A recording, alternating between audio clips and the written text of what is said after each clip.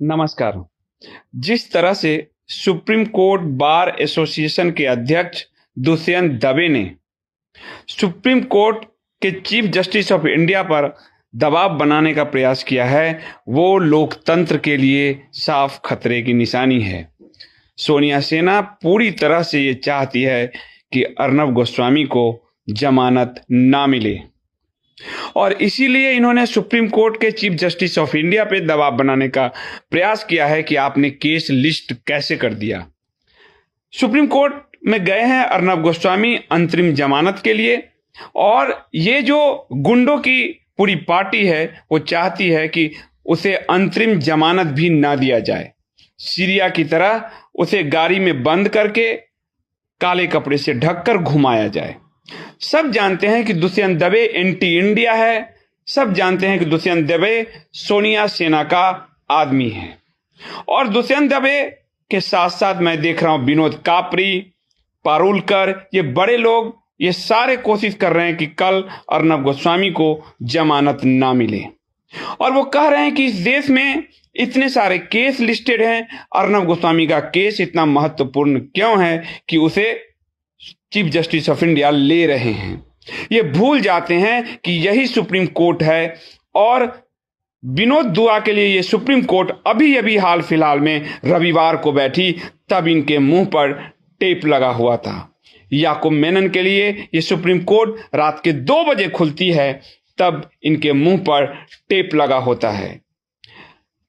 Karti Chidambaram, P Chidambaram के बेटे के लिए कोर्ट 11 बजे उसे जमानत देती है।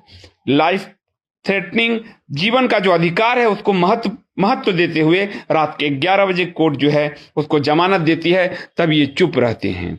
लेकिन ये चाहते हैं कि अर्नब गोस्वामी को जमानत ना मिले, इसलिए सुप्रीम कोर्ट के सचिव को पत्र लिखा गया है और खोजबीन की जा रही है कि चीफ जस्टिस ऑफ इंडिया ने क्यों मार्क किया, चीफ जस्टिस ऑफ इंडिया के पास केस कितने बजे आया, अर्नब गोस्वामी के केस को क्यों सुना जा रहा है।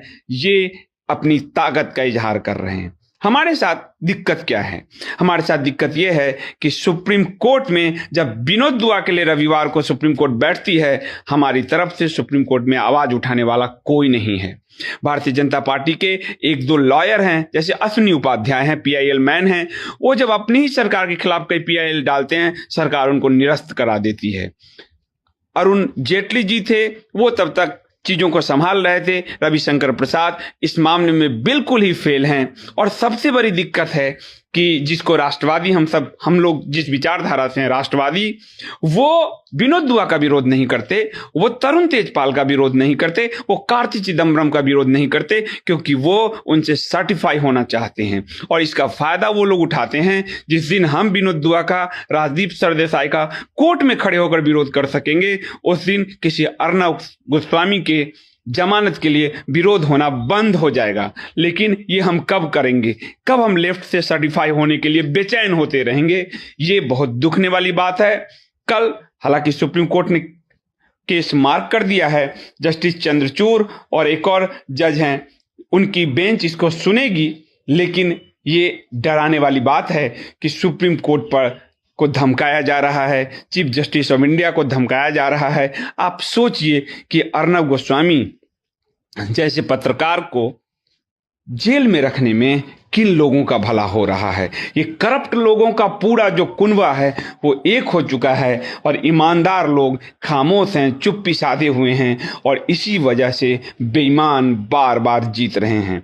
मेरे लिए महत्वपूर्ण है अभिव्यक्ति की आज़ादी को बचाना और इसीलिए मैं बिना किसी तैयारी के, बिना किसी नोट के मैं आपके बीच आया हूं ताकि आप इस चीजों को दूर दूर तक पहुंचा सकें। कल 10:30 बजे ये केस मार्क हुआ है, मैक्सिमम लोगों तक ले जाएं इसे कि किस तरह से सुप्रीम कोर्ट बार एसोसिएशन का एक कांग्रेसी दलाल जो अध्यक्ष है Dushyant Dave chief justice of India पर दबाव बना रहा है कि ये केस क्यों लिस्ट हुआ और वो अर्नब गोस्वामी की जमानत का, अंतरिम जमानत जो संवैधानिक अधिकार है, उसका विरोध कर रहा है। प्लीज मैक्सिमम लोगों तक इसे ले जाएं। धन्यवाद।